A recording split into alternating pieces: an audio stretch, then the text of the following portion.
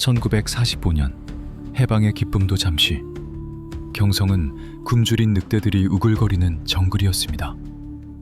법보다 주먹이 가깝고 경찰보다 건달이 더 무서웠던 그 혼란의 시대. 경기도 이천에서 올라온 황소도 맨손으로 때려잡는다는 한 씨름꾼 청년이 있었습니다.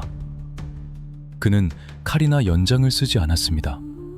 오로지 거대한 덩치와 압도적인 완력 하나로 동대문 시장 바닥을 평정하고 훗날 대한민국의 권력 지형도마저 바꿔놓게 됩니다. 이정재, 단순한 깡패가 아닌 정치 깡패라는 단어를 역사에 처음 새겨넣은 남자. 그가 어떻게 그 거대한 야망에 첫 단추를 끼웠는지 그 서늘한 시작을 지금부터 들려드리겠습니다. 대한민국 주먹 역사의 가장 어두운 페이지를 장식한 이 남자의 이야기가 궁금하다면 지금 바로 구독 버튼을 누르고 댓글로 다음 타겟의 이름을 남겨주시길 바랍니다. 서울의 밤거리는 언제나 차갑습니다. 하지만 1948년의 서울은 차가움을 넘어선 살기가 감돌았습니다. 해방 공간의 혼란은 가난한 자들에게는 지옥이었고 힘있는 자들에게는 기회의 땅이었습니다. 그 당시 명동에는 시갈손이가 있었고 종로에는 김두한이 있었습니다. 소위 낭만 주먹이라 불리던 그들은 주먹 하나로 거리를 활보하며 사람들의 입에 오르내렸습니다. 하지만 오늘 우리가 주목할 남자는 그들과 결이 조금 달랐습니다. 이정재. 그는 태생부터가 달랐습니다. 경기도 이천, 흙냄새 풀풀 나는 시골 마을에서 그는 이미 씨름판의 호랑이로 통했습니다. 천하장사 대회를 휩쓸며 황소 10마리를 상금으로 타갔다는 전설 같은 이야기는 과장이 아니었습니다. 그의 떡 벌어진 어깨와 통나무 같은 허벅지는 보는 이로 하여금 본능적인 위압감을 느끼게 했습니다. 보통의 건달들이 날렵하게 칼을 휘두르거나 발차기를 할 때 이정재는 묵직하게 걸어가 상대의 허리춤을 잡고 그대로 바닥에 꽂아버렸습니다.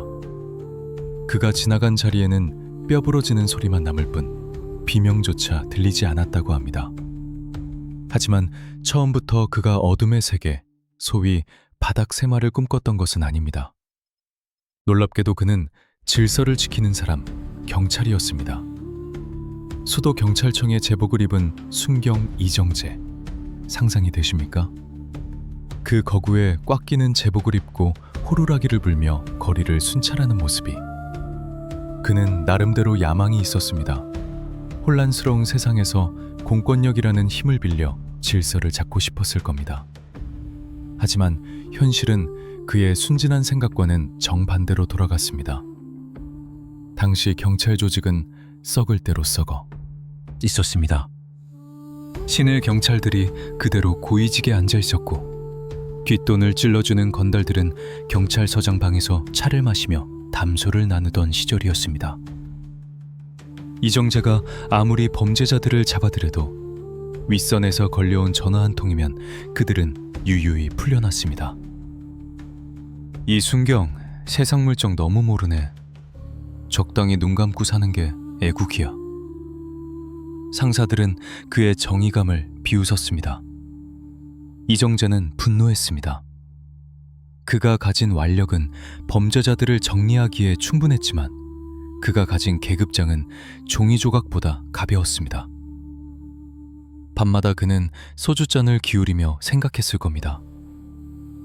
이딴 배지가 무슨 소용인가? 진짜 힘은 저 바닥에 있는 놈들이 가지고 있는데. 결정적인 사건은 동대문 시장, 그 시끄럽고 먼지 날리는 장터 한복판에서 일어났습니다. 당시 동대문 시장은 상인들의 피를 빨아먹는 자잘한 양아치들의 놀이터였습니다. 자리세를 내지 못하는 상인의 좌판을 뒤엎고 늙은 노인을 발로 차는 양아치들을 본 이정재는 참지 못했습니다. 그는 근무 중이었음에도 불구하고 그 양아치들을 말 그대로 접어버렸습니다. 씨름 기술인 들배지기로 아스팔트 바닥에 내리꽂자 양아치들은 거품을 물고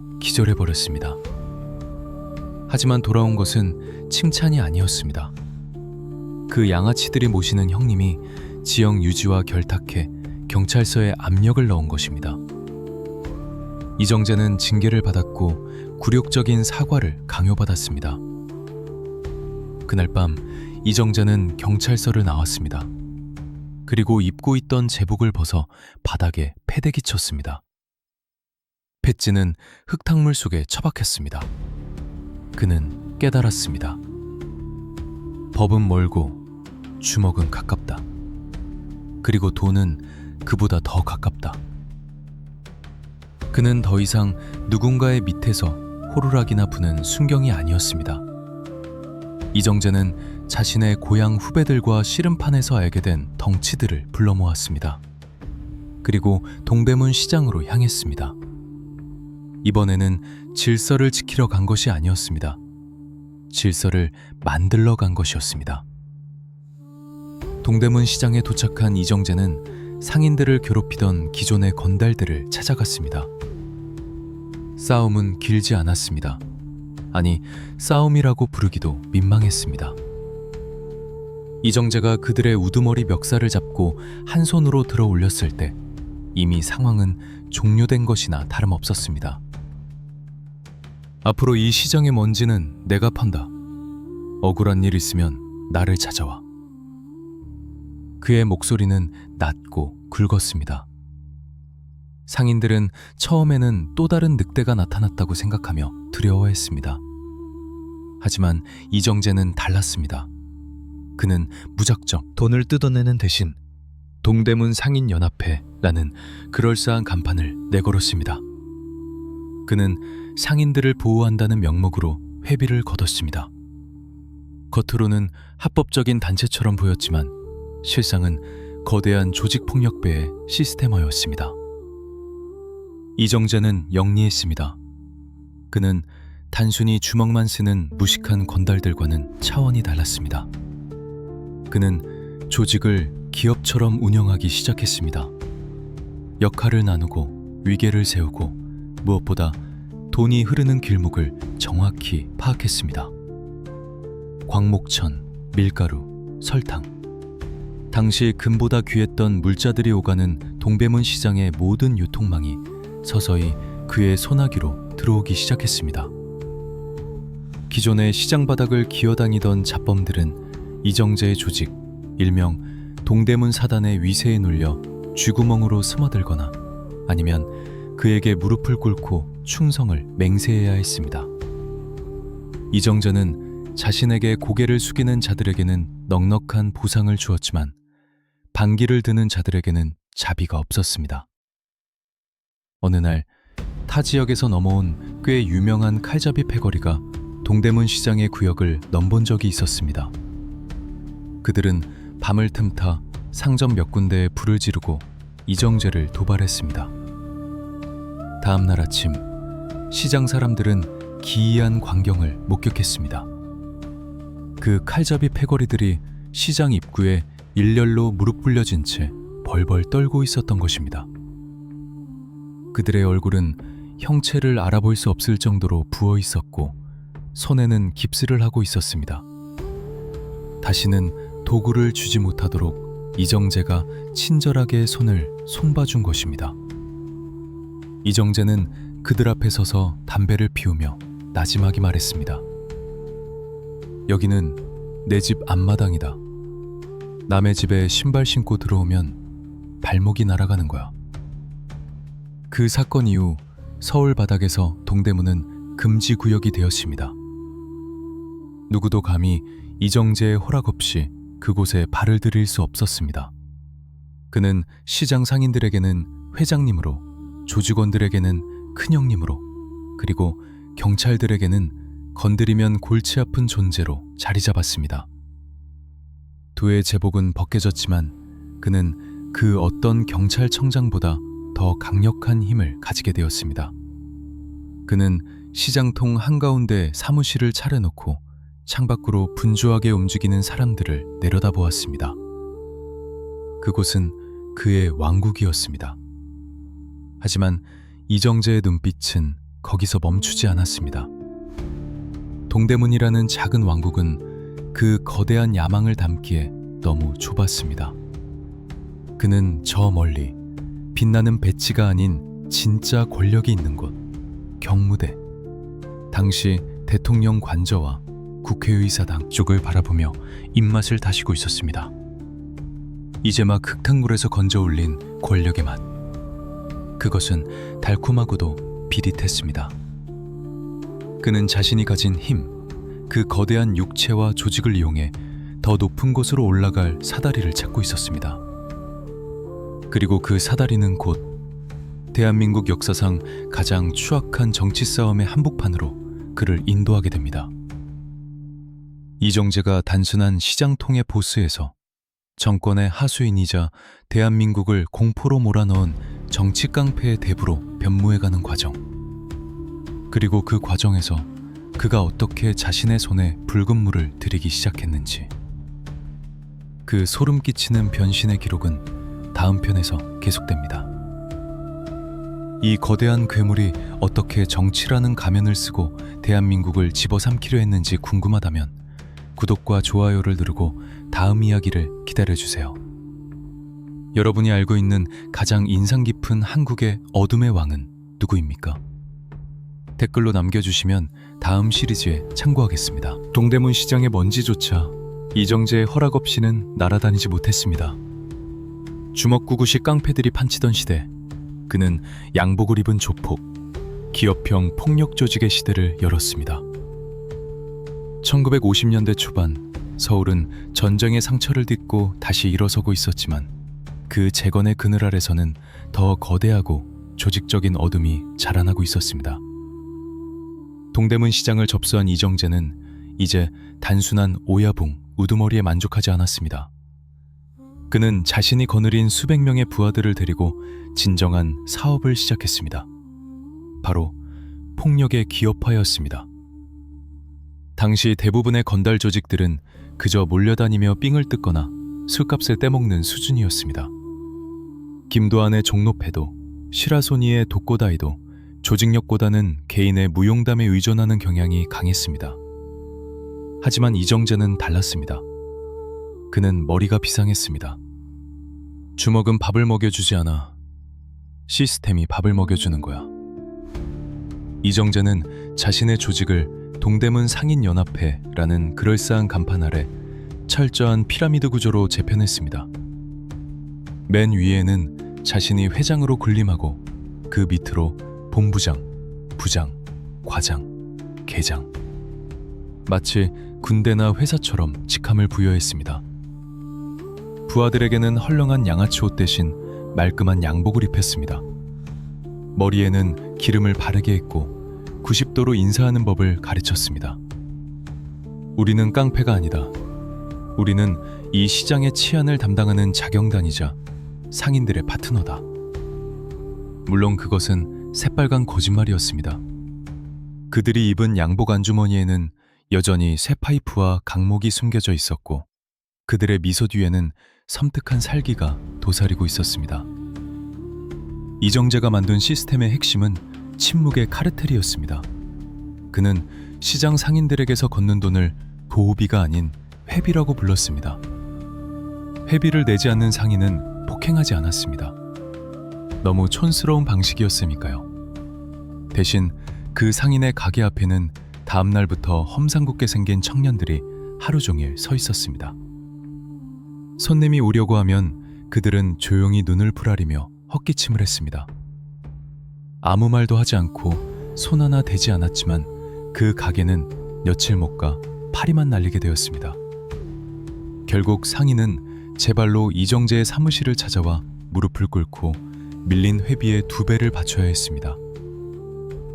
이정재는 이렇게 모은 막대한 자금으로 동대문을 넘어 서울 전역으로 세력을 확장하기 시작했습니다. 그의 타깃은 돈이 되는 모든 것이었습니다. 광목, 설탕, 밀가루 같은 생필품 유통망은 기본이었습니다. 그는 곧이어 극장 사업에 눈독을 들였습니다. 당시 극장은 최고의 현금 창고였습니다.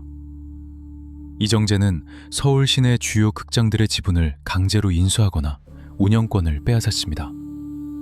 극장 사장들이 반발하면 어느 날 밤 극장 스크린이 찢겨 있거나 영사기에 모래가 들어가 있는 사고가 발생했습니다. 사장님, 요즘 세상이 흉흉해서 말이야. 우리 아이들이 좀 지켜드려야겠어.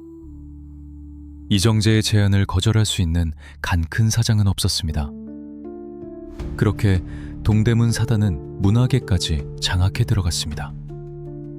연예인들은 이정재의 부름을 받으면 득달같이 달려와 노래를 부르고 춤을 춰야 했습니다. 그의 생일 잔치는 웬만한 국가 행사보다 화려했고 당대 최고의 스타들이 병풍처럼 들러서서 그의 비위를 맞췄습니다. 하지만 빛이 강하면 그림자도 짙은 법. 이정재의 거침없는 확장은 필연적으로 기존 세력들과의 충돌을 불러왔습니다. 명동, 종로, 서대문, 서울의 각 구역을 차지하고 있던 터줏대감들은 이정재라는 신흥 강자의 등장을 불쾌해했습니다. 특히 명동을 주름잡던 이화룡 패거리는 이정재의 가장 큰 걸림돌이었습니다. 이화룡은 이북 출신으로 괄괄하고 호전적인 성격의 소유자였습니다. 그는 이정재가 자신의 구역인 명동의 유흥업소들에까지 손을 뻗치자 폭발했습니다. 동대문 촌놈이 감히 명동물을 후려? 내 구역에 발들이면 다리를 분질러 놓겠어. 이화룡의 경고는 허세가 아니었습니다. 명동 패거리와 동대문 패거리 사이의 전운이 감돌기 시작했습니다.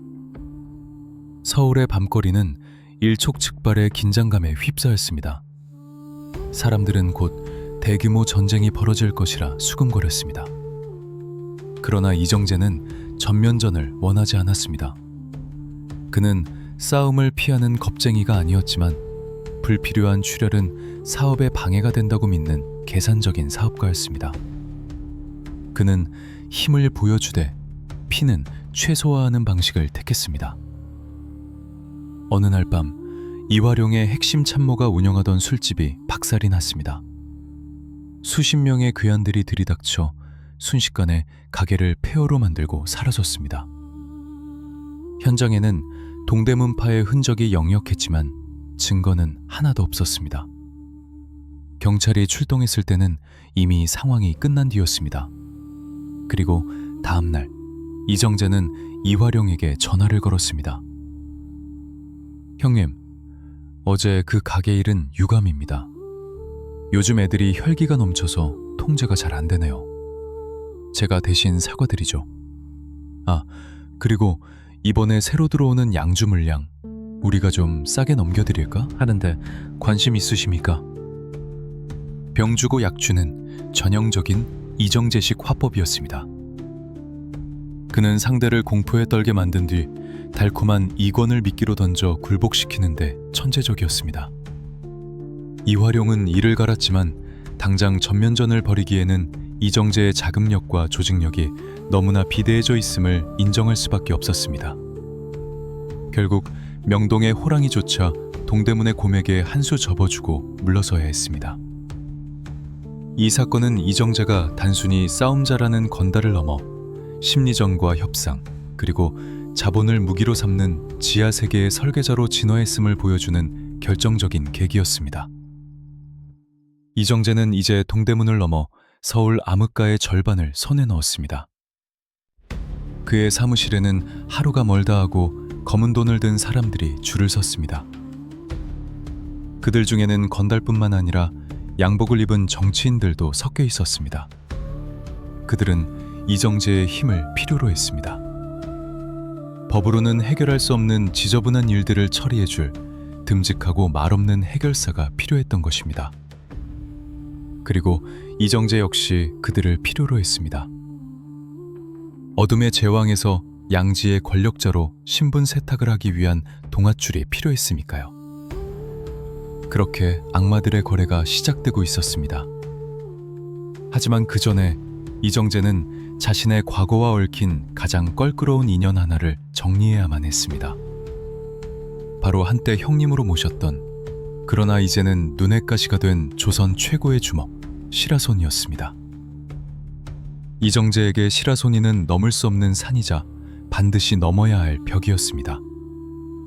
그리고 그는 그 벽을 무너뜨리기 위해 비열하지만 가장 확실한 덫을 준비하기 시작합니다. 전설의 싸움꾼 시라소니와 지략가 이정재. 형제 같던 그들이 왜 서로에게 칼을 겨누게 되었을까요? 좁은 사무실 안에서 벌어진 피비린내 나는 배신의 드라마가 다음 편에서 펼쳐집니다. 알림 설정을 켜두시고 역사의 증인이 되어 주십시오. 1953년 한국전쟁이 멈춘 직후의 서울은 폐허 속에서도 욕망이 꿈틀거리는 기이한 도시였습니다. 이정재는 동대문이라는 거대한 요새의 주인이 되었지만 그의 목덜미를 서늘하게 하는 존재가 하나 있었습니다. 바로 시라소니 이성순. 시라소니, 이름만 들어도 전국의 주먹들이 오금을 저린다는 전설의 사나이. 그는 조직도 없었고 부하도 거느리지 않았습니다. 오로지 혼자 다니며 맨주먹 하나로 수십 명을 때려눕히는 괴물이었습니다.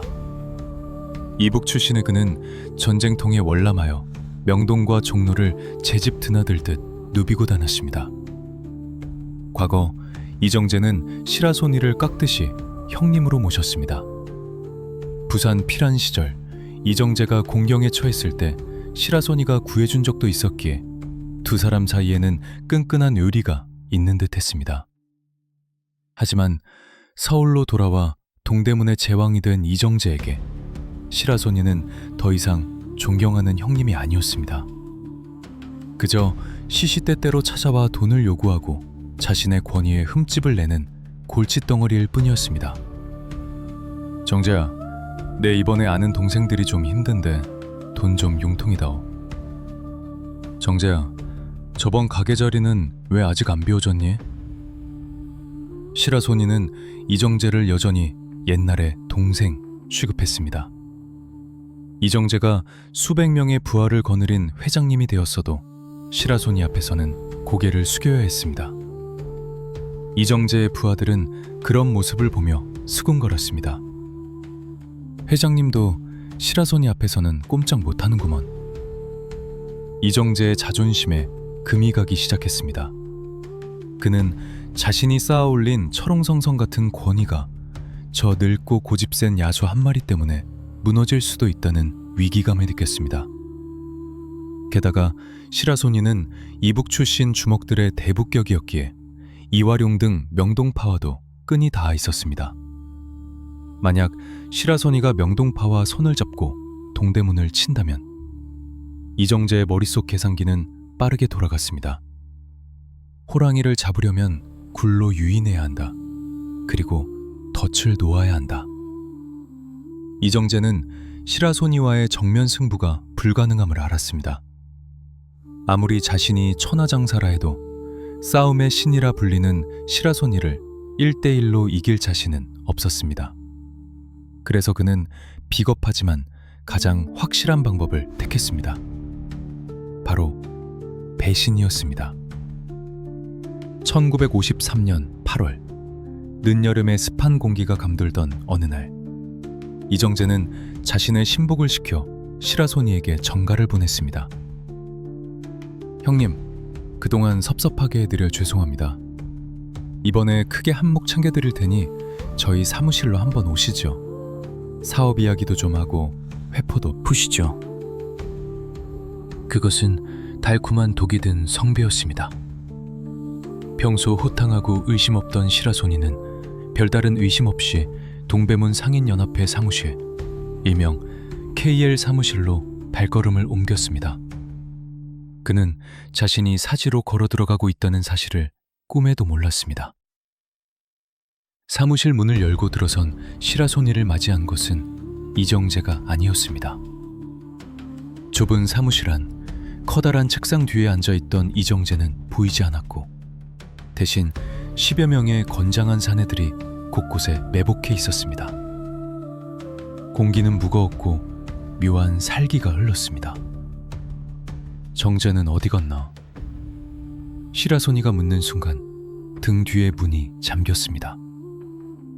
찰칵! 그 소리가 심호탄이었습니다. 쳐라!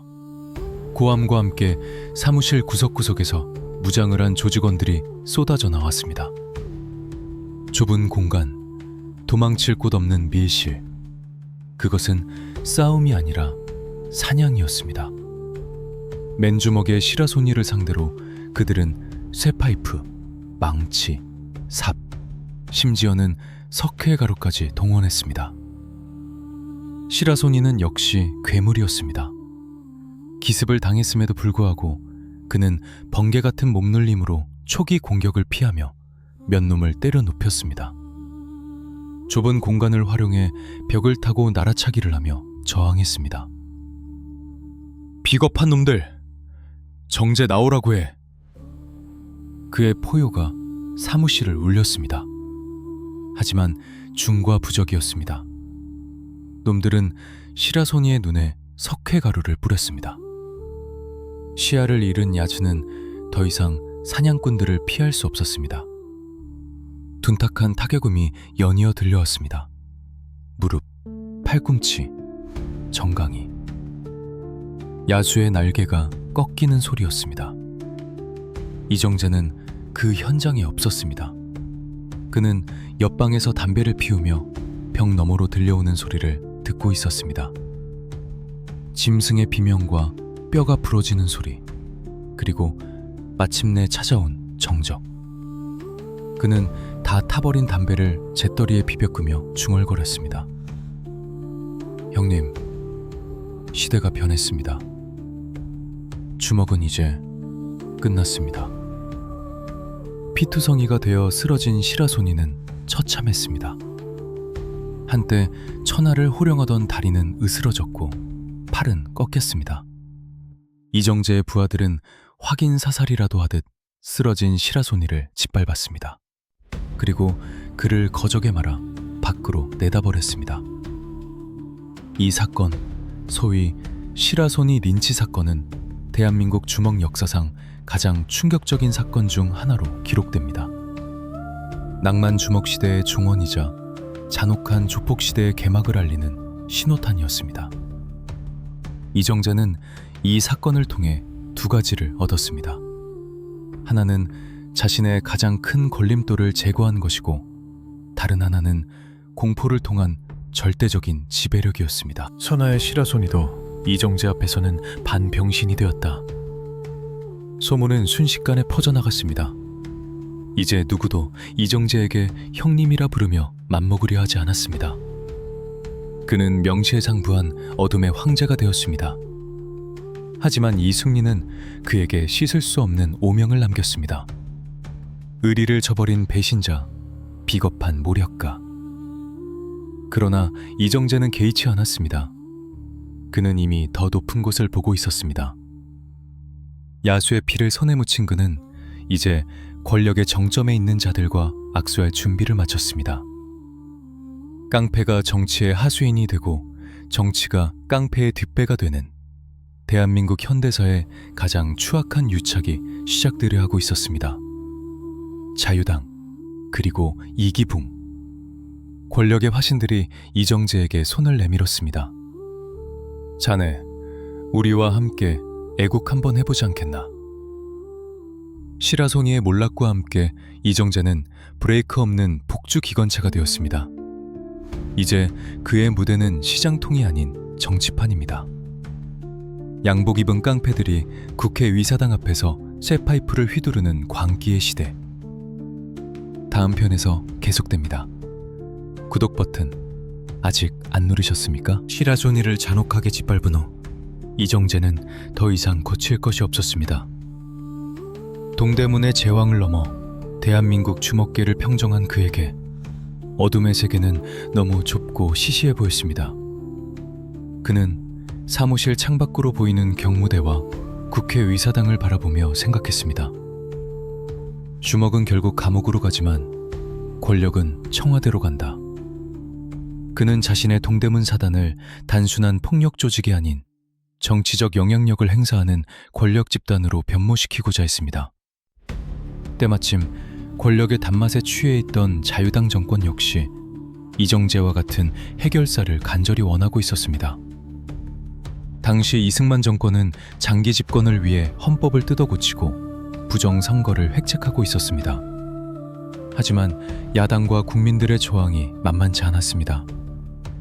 경찰력을 동원하는 것은 눈치가 보였고 군대를 움직이는 것은 위험했습니다. 그들에게는 법망을 피해 더러운 일을 처리해줄 그림자가 필요했습니다. 그리고 그들의 레이더망에 이정재가 포착되었습니다. 유 회장, 자네같이 훌륭한 청년이 시장 바닥에서 썩는 건 국가적인 낭비야. 자유당의 2인자이자 이승만의 양아들로 불리던 이기붕이 이정재에게 손을 내밀었습니다. 이기붕, 당시 부통령이자 실질적인 권력의 핵심. 이정재에게 이기붕의 제안은 천국으로 가는 황금 사다리와 같았습니다. 이정재는 넙죽 그 손을 잡았습니다. 부의장님, 제가 무엇을 하면 되겠습니까? 국가와 민족을 위해서라면 제 이 한 몸 불사르겠습니다.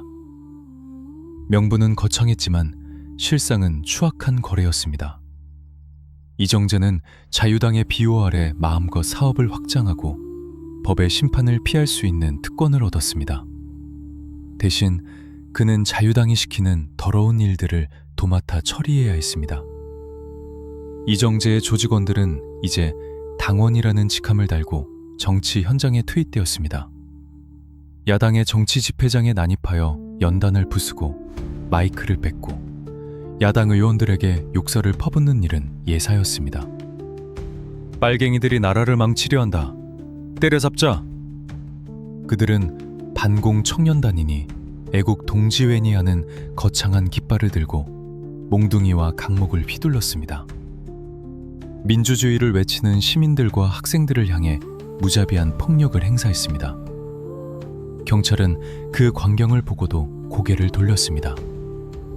왜냐하면 그 애국 청년들의 뒤에는 이정재가 있고 이정재의 뒤에는 이기붕과 경무대가 있었기 때문입니다. 이정재의 위상은 하늘을 찔렀습니다. 그는 이제 단순한 회장님이 아니었습니다. 장관들이 그에게 머리를 조아리고 경찰서장이 그의 사무실 앞에서 결재를 기다리는 진풍경이 벌어졌습니다. 그는 이기붕의 집을 제 집처럼 드나들며 아버지라 불렀습니다. 우리 정재가 있어서 내가 발 뻗고 잔다니까.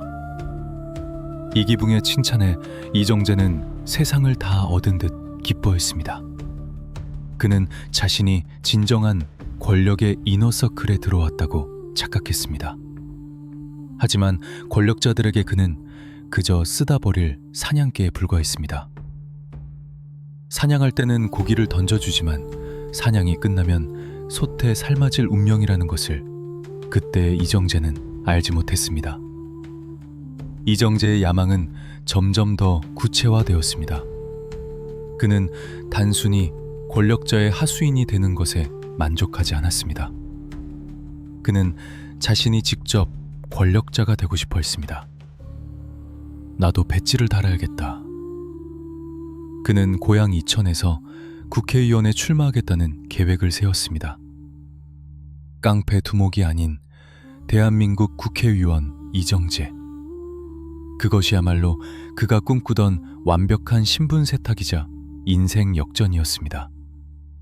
하지만 정치판은 주먹 세계보다 훨씬 더 냉혹하고 비정한 곳이었습니다.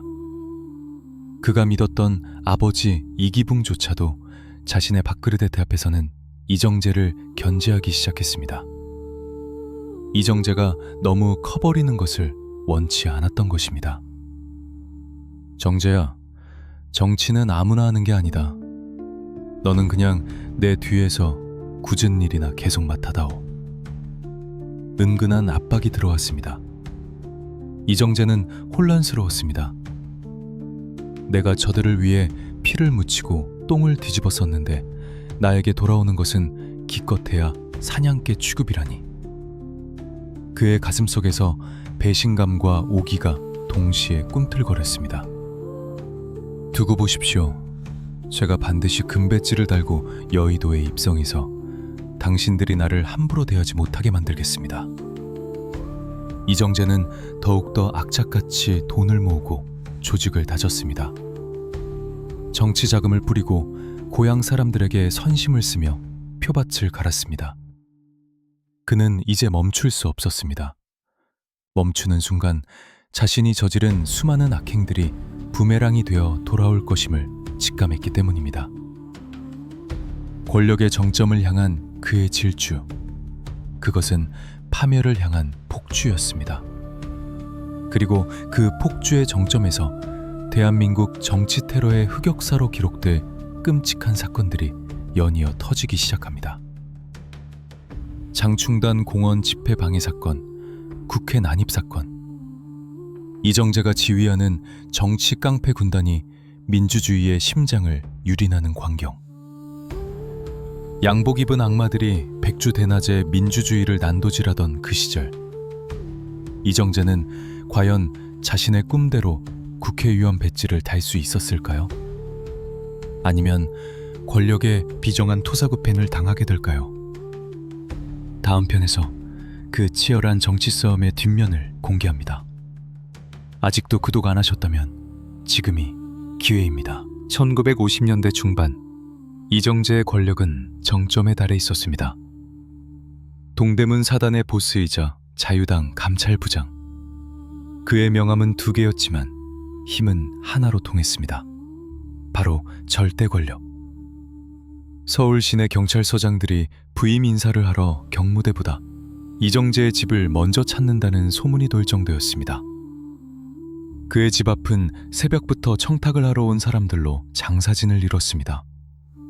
기업인들은 사업권을 따내기 위해, 정치 지망생들은 공천을 받기 위해 돈보따리를 들고 줄을 섰습니다. 이정재는 거실 소파에 거만하게 앉아 그들을 내려다보며 마치 왕이 신하를 아련하듯 그들의 청탁을 들어주거나 거절했습니다.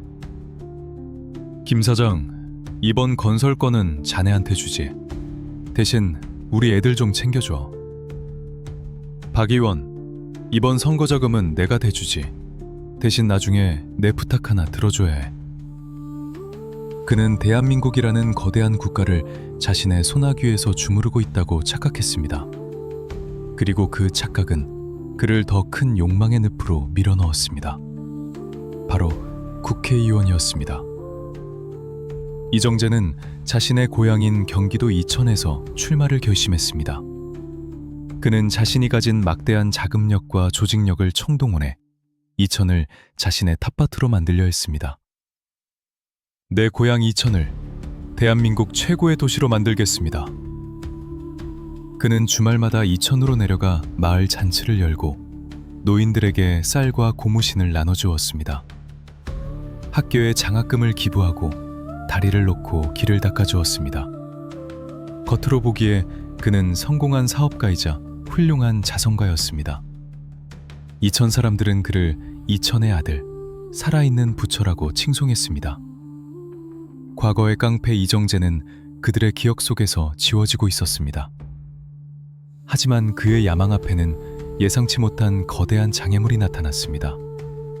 아이러니하게도 그 장애물은 그의 가장 든든한 뒷배였던 자유당, 그리고 이기붕이었습니다. 당시 이기붕은 서울 서대문구에서 국회의원에 출마했다가 낙선한 경험이 있었습니다.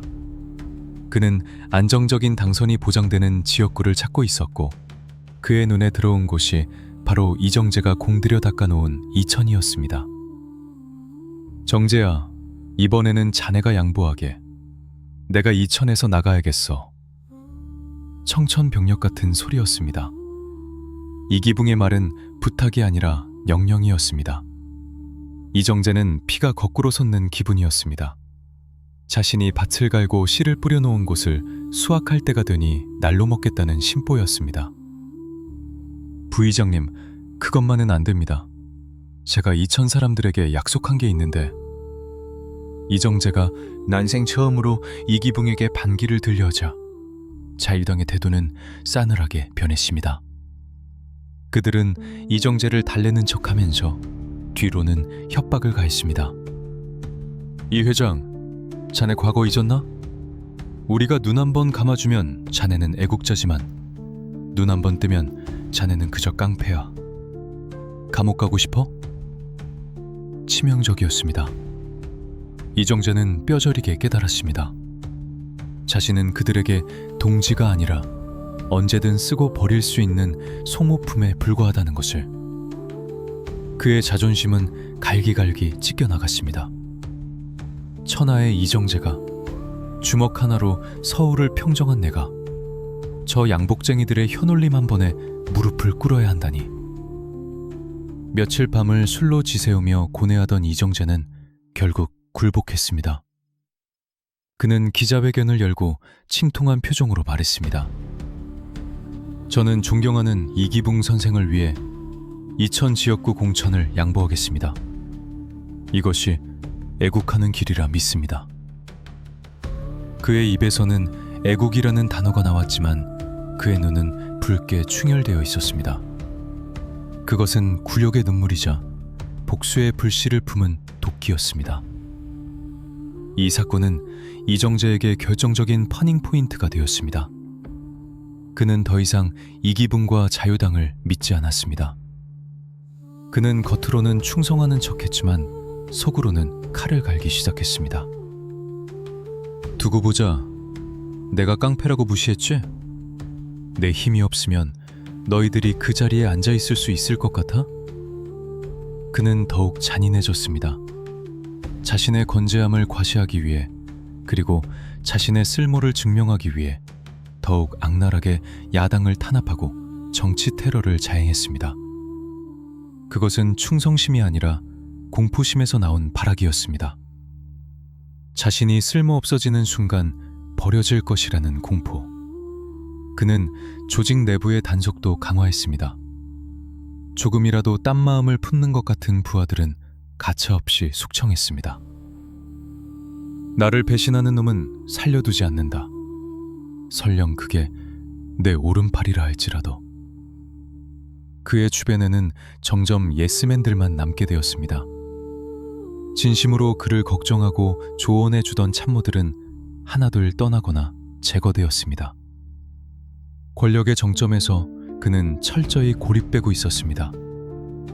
화려한 스포트라이트 뒤에 드리워진 짙은 그림자. 그림자 속에서 불만의 씨앗은 싹트고 있었습니다. 이정재에게 억눌려 있던 이인자들, 그리고 그에게 이용만 당하고 버림받을까 두려워하는 부하들. 그들의 눈빛이 흔들리고 있었습니다. 제국은 외부의 적보다 내부의 균열로 무너지는 법. 이정재의 동대문 왕국에도 서서히 균열이 가기 시작했습니다. 그리고 그 균열의 틈새로 역사의 거대한 파도가 밀려오고 있었습니다. 자존심을 짓밟힌 맹냉주는 더욱 난폭해집니다. 하지만 그 난폭함이 결국 자신을 찌르는 칼날이 될 줄은 몰랐을 겁니다. 다가오는 파멸의 그림자, 그리고 그 속에서 벌어지는 끔찍한 정치 테러의 현장. 다음 편에서 장충단 집회 방해 사건의 전말이 공개됩니다. 알림 설정 잊지 않으셨죠? 이천에서의 굴욕 이후 이정재는 마치 브레이크 고장난 기관차처럼 폭주했습니다. 그는 자신의 가치를 증명하기 위해, 아니 자신의 생존을 위해 자유당의 충실한 사냥개가 되어 더욱 맹렬하게 지저댔습니다. 그 정점이 바로 1957년 5월 25일 장충단 공원에서 열린 야당 시국 강연의 방해 사건이었습니다. 당시 야당이었던 민주당은 이승만 독재 정권을 규탄하기 위해 대규모 집회를 열었습니다. 수십만 명의 시민들이 장충단 공원에 운집했습니다. 열기가 뜨거웠습니다. 정권 입장에서는 등골이 서늘해지는 광경이었습니다. 경찰을 동원해 해산시키자니 여론의 역풍이 두려웠습니다. 그때 경무대에서 은밀한 지령이 내려왔습니다. 수신인은 이정재였습니다. 이 회장, 오늘 좀 시끄러울 것 같은데 조용히 좀 시켜주게. 이정재는 쓴웃음을 지었습니다. 또다시 굳은 일입니다. 하지만 거절할 수 없었습니다.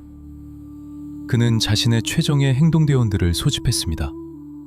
유지광, 이마수 같은 내로라 하는 주먹들이 그의 앞에 섰습니다. 오늘 장충간에 가서 선물 좀 주고 와라.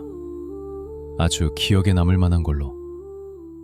그날 오후 연단에서 야당 의원들이 열변을 토하고 있을 때였습니다. 갑자기 군중 속에서 트럭 몇 대가 들이닥쳤습니다. 트럭 짐칸에서는 험상궂은 사내들이 쏟아져 나왔고 그들의 손에는 강목과 돌멩이가 들려 있었습니다. 하지만 진짜 무기는 따로 있었습니다. 그들은 준비해온 양동이를 연단과 군중들을 향해 뿌렸습니다. 역한 냄새가 진동했습니다.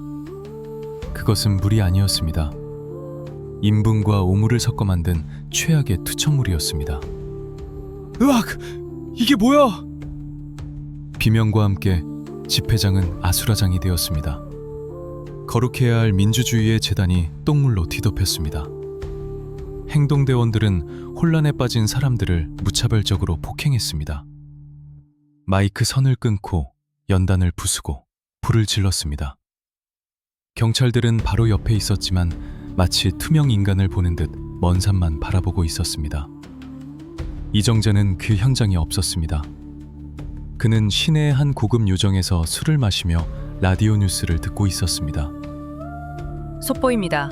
장충당 공원 집회가 정체불명의 괴한들에 의해 난장판이 되었습니다. 뉴스를 듣던 이정재는 무표정한 얼굴로 술잔을 비웠습니다. 성공했습니다. 하지만 그의 마음 한구석은 텅 빈 것 같았습니다. 과거 씨름판에서 정정당당하게 힘을 겨루던 그 호기는 어디 가고 이제는 똥물을 끼얹는 비겁한 테러리스트가 되어버린 자신. 그는 자신의 행위에 대한 혐오감을 잊기 위해 더욱 잔혹해졌습니다. 그는 자신에게 반대하는 세력 혹은 자신의 비밀을 너무 많이 알고 있는 내부자들을 하나둘씩 정리하기 시작했습니다. 그의 방식은 은밀하고 철저했습니다. 어느 날 갑자기 사라진 조직원, 며칠 뒤 한강변에서 변사체로 발견된 기자. 사람들은 쉬쉬했습니다. 밤길 조심해라. 남산. 보다 동대문이 더 무섭다는 말이 돌았습니다. 이정재는 극장 사업에도 더욱 열을 올렸습니다. 그는 명동의 국도극장, 단성사 등 주요 극장들을 완전히 장악했습니다. 극장 무대 뒤편, 화려한 조명이 꺼진 그 어둠 속에서 그는 밤의 대통령으로 군림했습니다. 연예인들을 불러다 술을 따르게 하고 마음에 안 드는 배우는 무대에 서지 못하게 만들었습니다. 회장님, 이번 영화 주연 배우가 인사를 안 왔답니다. 그래? 그럼 그 영화 개봉 못하게 필름을 태워버리든가. 그의 말 한마디면 충무로가 벌벌 떨었습니다. 그는 문화계의 황제였습니다. 하지만 그 화려한 권력 뒤에는 짙은 고독과 공포가 숨어 있었습니다. 그는 밤마다 악몽에 시달렸습니다. 시라소니가 피투성이가 된 채 자신을 노려보고 자신이 제거한 수많은 원혼들이 침대 머리맡에 서 있는 꿈. 그는 잠들지 못해 수면제를 먹어야 했고 보디가드 없이는 화장실도 가지 못할 정도로 신경이 날카로워졌습니다. 그는 의심병 환자가 되어갔습니다. 저놈 눈빛이 이상해. 날 감시한 것 같아. 충직했던 부하들조차 그의 광기에 질려 등을 돌리기 시작했습니다. 특히 행동대장이었던 유지광은 이정재의 잔혹함에 회의를 느끼고 있었습니다. 조직은 겉으로는 거대해 보였지만 속으로는 골마 터지기 일보 직전이었습니다. 그리고 1960년 운명의 해가 밝았습니다. 3월 15일 부정선거. 국민들의 분노는 임계점을 넘었습니다. 마산에서 시작된 시위의 불길은 들불처럼 번져 서울로 향하고 있었습니다. 이정재는 불안했습니다. 뭔가 잘못 돌아가고 있다는 것을 본능적으로 느꼈습니다. 그는 이기붕에게 전화를 걸었습니다. 부의장님, 분위기가 심상치 않습니다. 이번에는 좀... 걱정 말게, 이 회장. 자네가 있는데 뭐가 걱정인가? 다 쓸어버려. 수학이 넘어 이기붕의 목소리는 여전히 오만했습니다. 하지만 이정재는 알았습니다. 이번 파도는 자신이 막을 수 있는 수준이 아니라는 것을. 그것은 쓰나미였습니다. 4월 19일, 피해 화요일. 학생들이 거리로 쏟아져 나왔습니다. 경찰이 총을 쏘았지만 그들은 쓰러진 친구를 넘고 넘어 경무대로 진격했습니다. 이승만 정권의 몰락, 그리고 이정재 왕국의 붕괴를 알리는 서국이 울려 퍼지고 있었습니다. 무대 위 화려한 조명이 꺼지는 순간 배우는 퇴장해야 합니다. 하지만 악역에게는 퇴장조차 허락되지 않습니다. 심판만이 기다릴 뿐입니다. 4.19 혁명의 불길 속에서 이정재는 어떻게 되었을까요? 도망칠 곳 없는 쥐가 된 권력자의 최후. 다음 편에서 확인하십시오. 구독 버튼을 누르면 역사의 진실이 배달됩니다. 1960년 4월 19일 서울의 하늘은 최루탄 연기로 뿌옇게 흐려 있었지만 그 아래에서 타오르는 시민들의 눈빛은 태양보다 뜨거웠습니다. 부정선거 규탄 시위는 혁명으로 번졌습니다. 교복 입은 학생들, 넥타이 맨 회사원들, 시장 아주머니들까지 모두가 거리로 쏟아져 나와 독재 타도를 외쳤습니다. 이정재는 자신의 요새인 동대문 사무실 창가에 서서 그 광경을 내려다보고 있었습니다. 그의 손은 가늘게 떨리고 있었습니다. 회장님, 경찰들이 뚫렸답니다. 시위대가 경무대로 가고 있어요. 부하가 다급하게 뛰어들어와 소리쳤습니다. 이정재는 담배를 깊게 빨아들였습니다. 올 것이 왔구나. 그가 평생을 바쳐 쌓아 올린 폭력과 공포로 유지되던 모래성이 파도 앞에 서 있는 기분이었습니다. 그동안 그의 뒷배가 되어 주었던 자유당 정권은 종이 호랑이였습니다. 시민들의 피가 아스팔트를 적시자 이승만 대통령은 하야 성명을 발표하고 하와이로 떠났습니다. 그리고 이정재가 아버지라 부르며 충성했던 이기붕 일가는 경무대 별관에서 비극적인 최후, 일가족 자살률을 맞이했습니다. 권력의 진공 상태, 그것은 곧 이정재의 파멸을 의미했습니다. 하루아침에 세상이 뒤집혔습니다. 어제까지 그에게 고개를 숙이던 경찰서장은 이제 그를 체포하라는 명령을 내렸고 그에게 뇌물을 바치던 기업인들은 그의 비리를 폭로하기 시작했습니다. 그가 휘둘렀던 무소불위의 권력은 신기루처럼 사라졌습니다. 도망쳐야 해. 이정재는 직감했습니다. 이대로 있다가는 성난 군중들에게 찢겨 죽거나 형장의 이슬로 사라질 것이 뻔했습니다. 그는 비밀 금고를 열어 현금과 폐물을 챙겼습니다. 그리고 가장 믿을 만한 신봉 몇 명만 데리고 은신처로 이동하려 했습니다. 하지만 도망치는 것도 쉽지 않았습니다. 이미 그의 얼굴은 너무나 유명했습니다.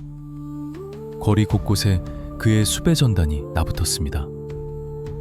정치 깡패의 원흉 이정재를 잡아라. 시민들은 자경단을 조직해 이정재와 그의 졸개들을 찾아다녔습니다. 동대문 사무실은 이미 성난 군중들에 의해 불타고 약탈당했습니다. 그가 아끼던 고급 승용차도 전복되어 불길에 휩싸였습니다. 이정재는 서울 외곽의 한 허름한 가옥에 숨어들었습니다. 화려한 저택에서 살던 그가 쥐새끼처럼 숨을 죽이고 있어야 했습니다. 밤마다 들려오는 사이렌 소리에 그는 깜짝 놀라 잠을 깼습니다. 형님, 이제 어떡합니까? 옆에 있던 부하가 울먹이며 물었습니다. 이정재는 대답할 수 없었습니다. 그 천하장사의 덩치가 한없이 작아 보였습니다. 그는 비로소 자신이 얼마나 초라한 존재였는지 깨달았습니다.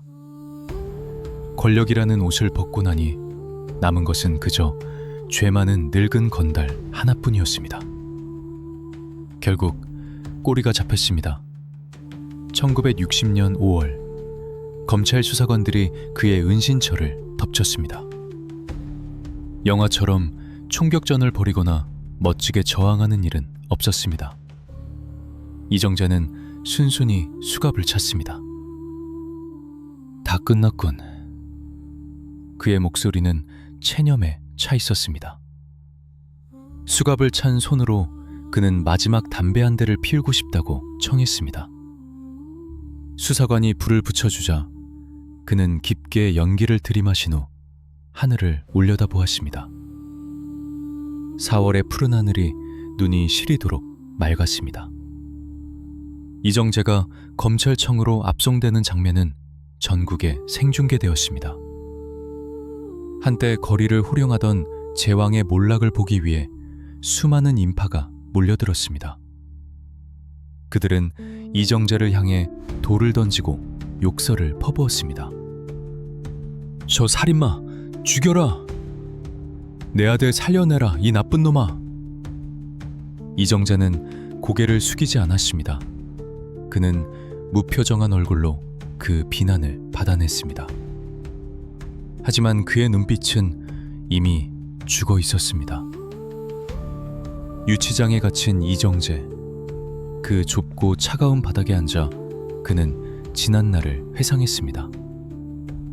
이천 흙바닥에서 씨름하던 시절의 환호성, 동대문 시장에서의 첫 승리, 그리고 권력의 단맛에 취해 저질렀던 수많은 악행들.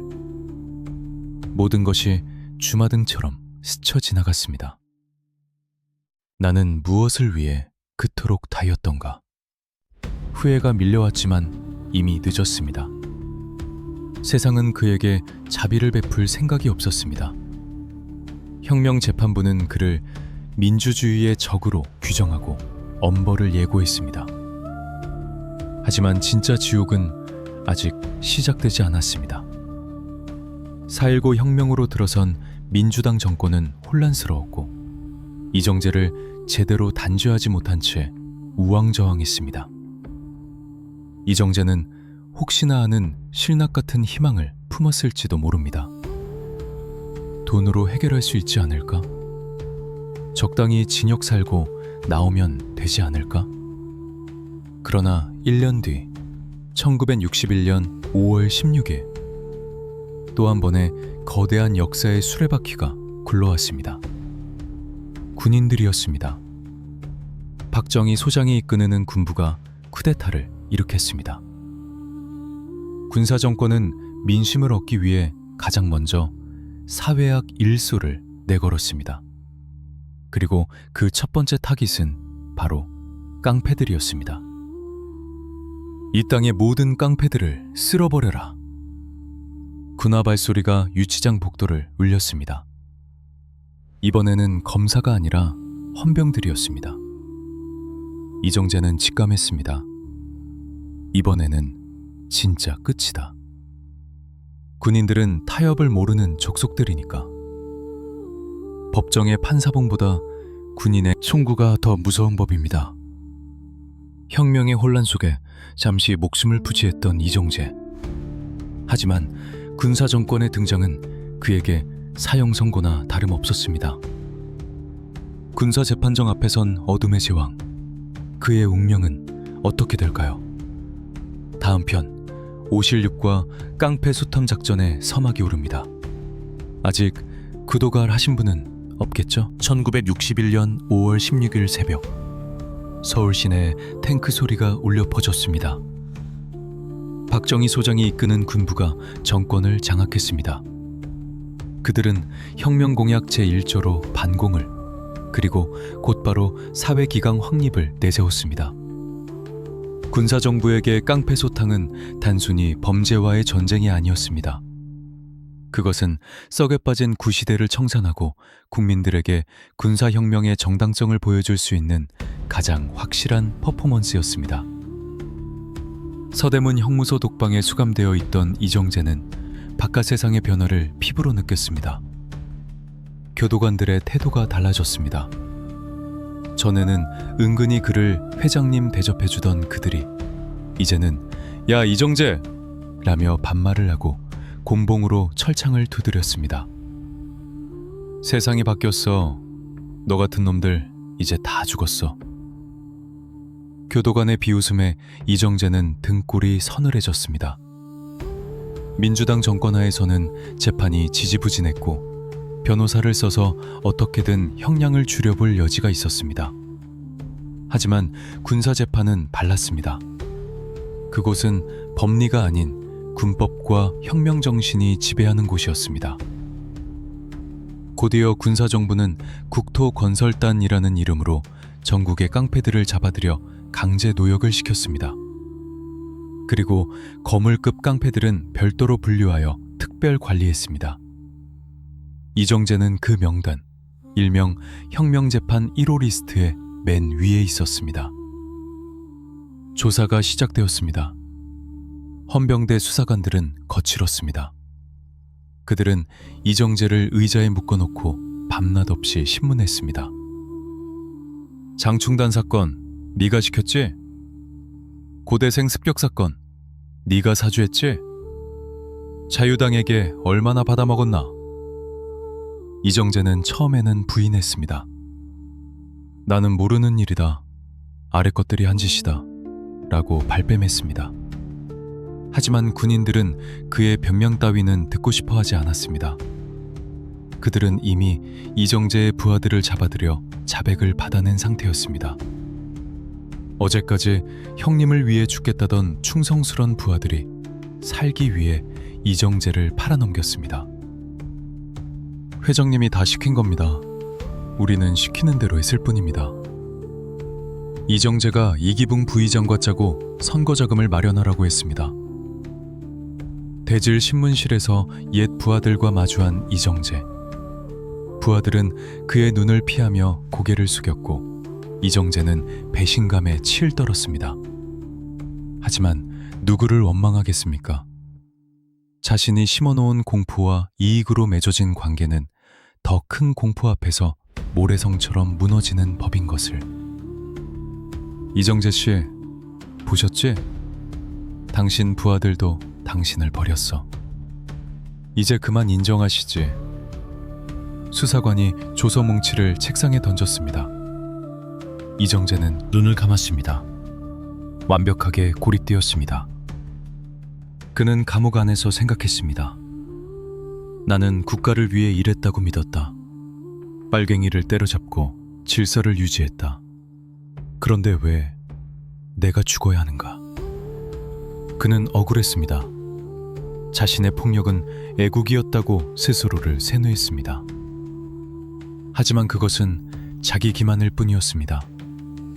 군사재판부는 그를 정치 깡패의 수괴이자 민주주의를 파괴한 내란 동조자로 규정했습니다. 재판정은 살벌했습니다. 판사석에는 군복을 입은 장군들이 앉아 있었고 방청석에는 총을 든 헌병들이 서 있었습니다. 이정재는 수의를 입고 피고인석에 섰습니다.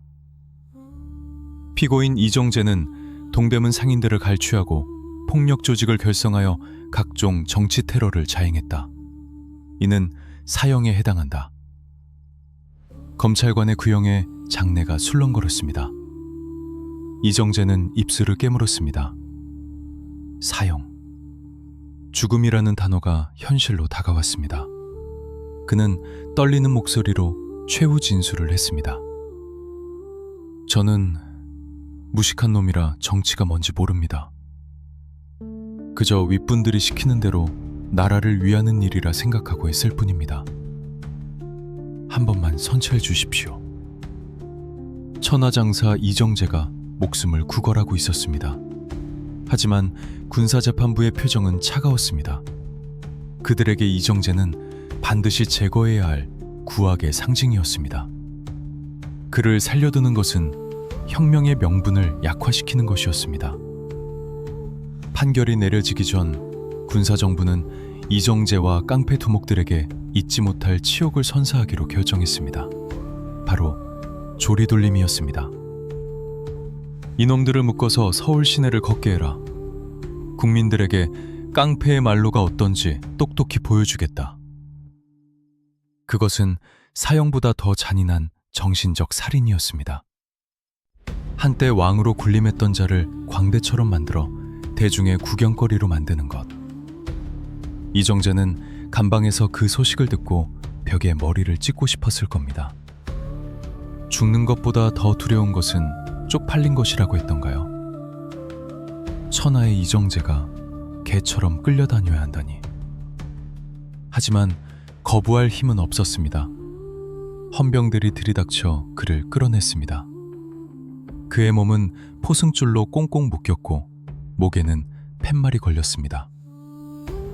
준비는 끝났습니다. 이제 서울 시민들은 역사상 가장 기괴하고 충격적인 퍼레이드를 목격하게 될 것입니다. 깡패들의 지옥 행진. 화려한 양복 대신 누더기 수의를 입고 벤츠 대신 맨발로 아스팔트를 밟아야 하는 운명. 다음 편 이정재 인생 최악의 날이자 대한민국 역사에 길이 남을 명장면. 깡패 조리돌림의 생생한 현장으로 여러분을 안내합니다. 심장이 약하신 분들은 주의하십시오. 구독과 알림 설정 필수입니다. 그날 아침 서울의 공기는 유난히 맑았습니다. 하지만 광화문 내거리에는 긴장감이 감돌았습니다. 군용 트럭들이 줄지어 서 있었고 무장한 헌병들이 거리를 통제했습니다. 시민들은 무슨 구경거리라도 생긴 듯 토로변으로 몰려들었습니다.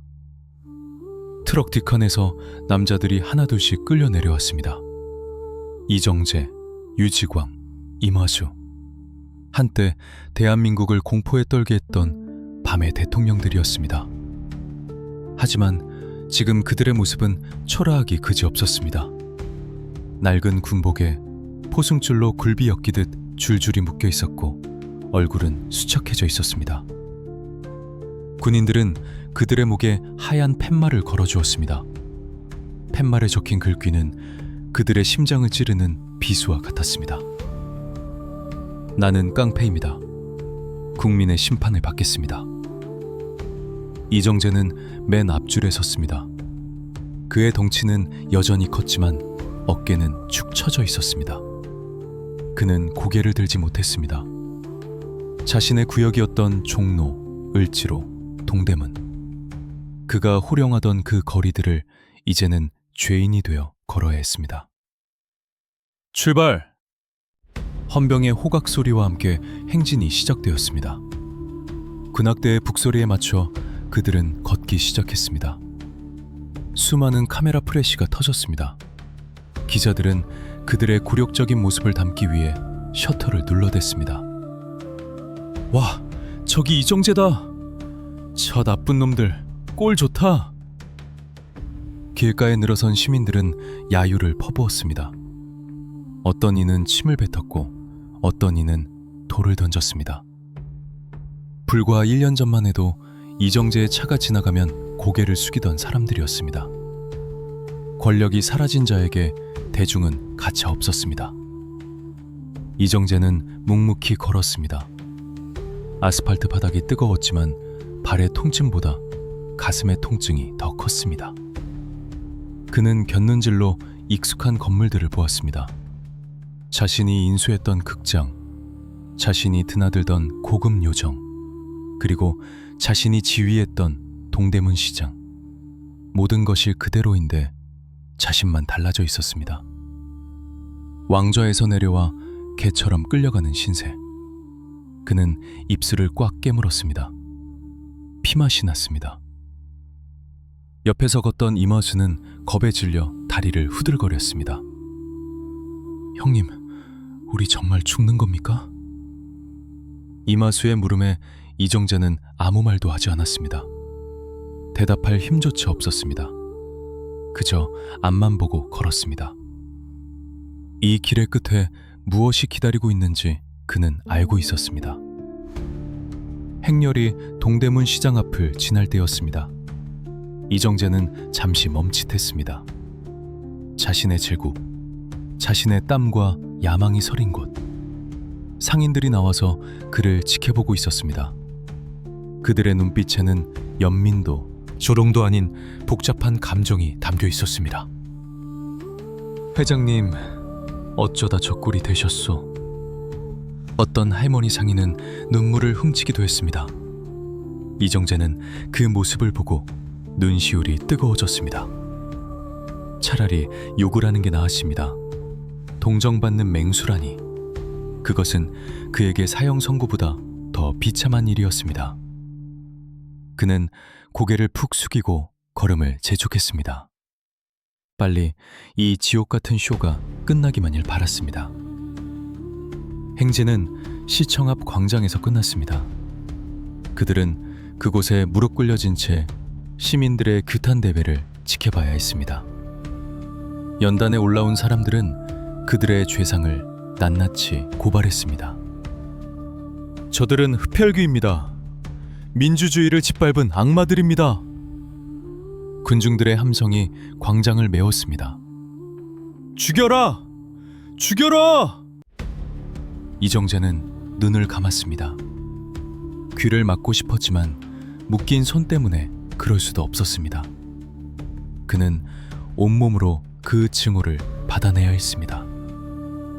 이날의 행진은 깡패 조리돌림이라는 이름으로 역사에 기록되었습니다. 군사정권은 이를 통해 구악을 일소하겠다는 의지를 확실히 보여주었고 국민들의 열건적인 지지를 얻어냈습니다. 하지만 이정재에게 이날은 영혼이 죽은 날이었습니다. 육체의 죽음은 아직 오지 않았지만 그의 정신은 이미 아스팔트 바닥에서 난도질당해 죽어버렸습니다. 다시 감옥으로 돌아온 이정재는 식음을 전폐했습니다. 그는 벽만 바라보며 멍하니 앉아 있었습니다. 교도관이 밥을 넣어줘도 거들떠보지 않았습니다. 차라리 빨리 죽여줘. 그의 입에서 나온 유일한 말이었습니다. 그는 알았습니다. 이제 자신에게 남은 역할은 단 하나.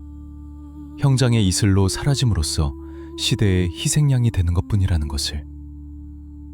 재판은 일사천리로 진행되었습니다. 군사혁명 재판부는 그에게 법정 최고형을 상고했습니다. 피고인 이정재, 사형. 판사봉 소리가 법정을 울렸습니다. 탕, 탕, 탕. 이정재는 덤덤했습니다. 올 것이 왔다는 표정이었습니다. 그는 마지막으로 가족들을 한번 보고 싶다고 말했습니다. 하지만 그의 소원은 쉽게 이루어지지 않았습니다. 사형 집행의 날이 다가오고 있었습니다. 형무소에 찬바람이 불어오던 1961년 가을. 대한민국 주먹 역사의 한 페이지를 장식했던 거인의 마지막 날이 밝아오고 있었습니다. 천하를 호령하던 주먹도, 권력을 쥐락펴락하던 야망도 결국 목에 걸린 밧줄 하나를 끊을 수는 없었습니다. 이정재의 마지막 순간, 그리고 그가 남긴 의미심장한 유언. 대망의 마지막 회가 기다리고 있습니다. 전설의 최후를 함께 지켜봐 주십시오. 구독, 알림 설정, 그리고 여러분의 생각도 댓글로 남겨주세요. 1961년 10월 19일 서울 서대문 형무소의 아침 공기는 유난히 시리고 날카로웠습니다. 가을바람이라기보다는 저승에서 불어오는 입김 같았습니다. 감방 안에 앉아있던 이정재는 직감했습니다. 오늘이 바로 그날이라는 것을. 정문이 열리는 소리가 평소보다 무겁게 들렸습니다. 교도관 2명이 들어왔습니다.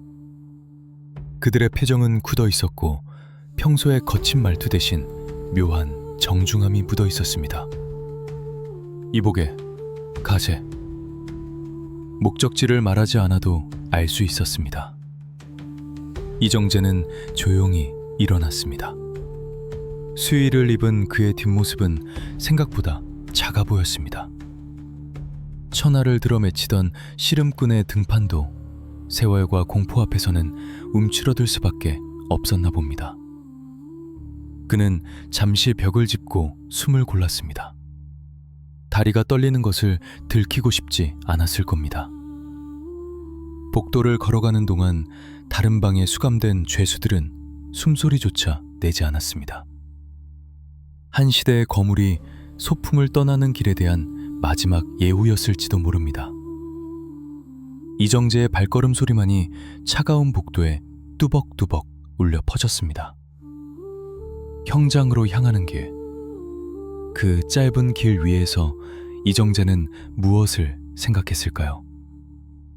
이천의 흙바닥에서 뒹굴며 웃던 어린 시절?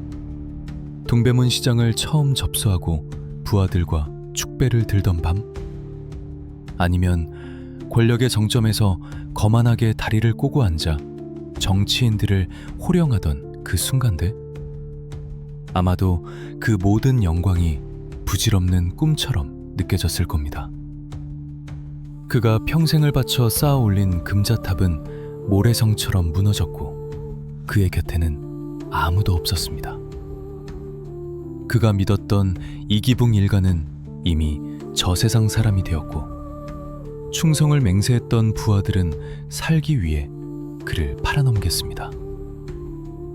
결국 혼자 가는 길이구나. 사형 집행장, 일명 넥타이 공장이라 불리는 그곳의 문이 열렸습니다. 안에는 검사, 군의관, 그리고 종교인들이 그를 기다리고 있었습니다. 공기는 무거웠고 침묵이 흘렀습니다. 이정재는 준비된 의자에 앉았습니다. 그의 앞에는 굵은 밧줄이 뱀처럼 또아리를 들고 내려와 있었습니다. 그가 그토록 많은 사람을 보내버릴 때 사용했던 폭력이라는 도구. 이제 그 도구가 그를 기다리고 있었습니다. 집행관이 마지막으로 할 말이 있느냐고 물었습니다. 이정재는 잠시 눈을 감았다 떴습니다. 그의 눈동자는 흔들리지 않았습니다. 이미 모든 것을 내려놓은 사람의 눈빛이었습니다. 그는 입술을 달싹이며 나지막이 읊조렸습니다. 나는 흙에서 태어나 짐승처럼 살았다. 이제 한 줌의 먼지가 되어 돌아간다. 나로 인해 고통받은 모든 이들에게 미안하다는 말밖에는 할 말이 없다. 그것은 회개였을까요? 아니면 체념이었을까요? 그는 마지막으로 담배 한 대를 청했습니다. 떨리는 손으로 담배를 받아물고 깊게 연기를 빨아들였습니다. 하얀 연기가 허공으로 흩어졌습니다. 마치 그의 파란만장했던 인생처럼 형체도 없이 사라지는 연기. 이제 됐소. 그가 담배를 비벼 끄자 집행관들이 다가왔습니다.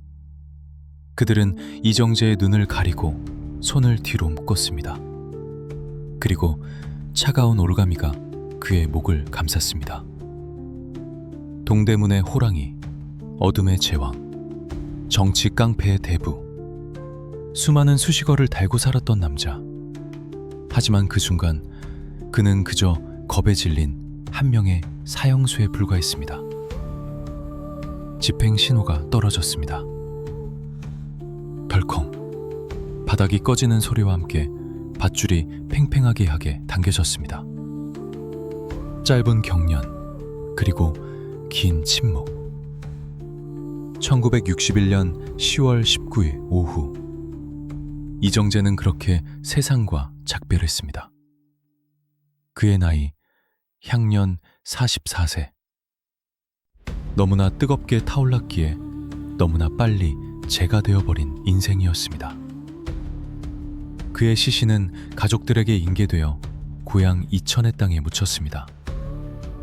그가 그토록 국회의원이 되어 금이 환영하고 싶어 했던 그 고향 땅에 그는 차가운 주검이 되어 돌아갔습니다. 이정재의 죽음과 함께 대한민국 조폭의 1세대, 소위 낭만과 정치가 뒤섞여 있던 혼돈의 시대는 막을 내렸습니다. 군사정권은 이정재를 본보기로 삼아 전국의 깡패들을 소탕했고 지하 세계의 질서는 완전히 재편되었습니다. 이제 세월이 흘러 2024년이 되었습니다. 오늘날 동대문은 화려한 패션의 거리이자 관광 명소가 되었습니다. 밤이 되면 DDP, 오우수주선 같은 건물이 빛을 발하고 외국인 관광객들이 쇼핑을 즐깁니다. 그 화려한 네온사인 아래 과거 이곳을 피와 주먹으로 지배했던 남자의 흔적은 어디에도 없습니다. 그가 호령했던 시장 골목, 그가 앉아 있었던 사무실터, 그 모든 것은 콘크리트와 현대식 빌딩 아래 묻혔습니다. 가끔 나이 지긋한 상인들이 술잔을 기울이며 옛날 이야기를 할 때나 그의 이름이 희미하게 거론될 뿐입니다. 그대 이정재라는 양반이 있었지. 대단했어, 그 희만하는. 하지만 그것뿐입니다. 그는 전설이 되지 못하고 그저 시대의 오점으로 남았습니다. 권력을 탐해 불나방처럼 뛰어들었지만 결국 그 불길에 타죽은 남자의 이야기는 우리에게 서늘한 교훈을 남깁니다. 주먹은 법을 이길 수 없고 어둠은 빛을 이길 수 없다. 너무나 당연한 이치지만 이정재는 그 사실을 깨닫기 위해 자신의 목숨을 바쳐야 했습니다. 이정재의 이야기는 여기서 끝납니다. 흑수저 씨름꾼에서 시작해 대한민국을 뒤흔든 정치 깡패, 그리고 형장의 이슬로 사라지기까지. 그의 삶은 한편의 느와르 영화보다 더 비극적이고 강렬했습니다. 하지만 기억하십시오. 제2의 이정재, 제3의 이정재는 언제든 다시 태어날 수 있다는 것을. 권력의 유혹이 존재하는 한 어둠 속에서 꿈틀거리는 욕망은 멈추지 않을 테니까요. 긴 시리즈를 함께 해주신 구독자 여러분, 감사합니다. 동대문의 제왕 이정재의 일대기 어떻게 들으셨습니까? 여러분의 가슴을 서늘하게 만든 최고의 장면은 무엇이었나요? 대한민국 어둠의 역사 시리즈는 계속됩니다. 다음 이야기의 주인공은 누구일까요? 일본 야쿠자와 선을 잡고 부산을 삼켰던 남자? 아니면 강남 개발의 신화 뒤에 숨겨진 또 다른 거물? 지금 바로 댓글로 다음 타겟을 지목해 주십시오. 여러분이 원한다면 저는 지옥 끝까지 가서라도 그들의 이야기를 캐내오겠습니다. 구독과 좋아요, 알림 설정은 이 위험한 이야기를 계속하는 데 큰 힘이 됩니다. 안녕히 주무십시오. 밤길 조심하시고.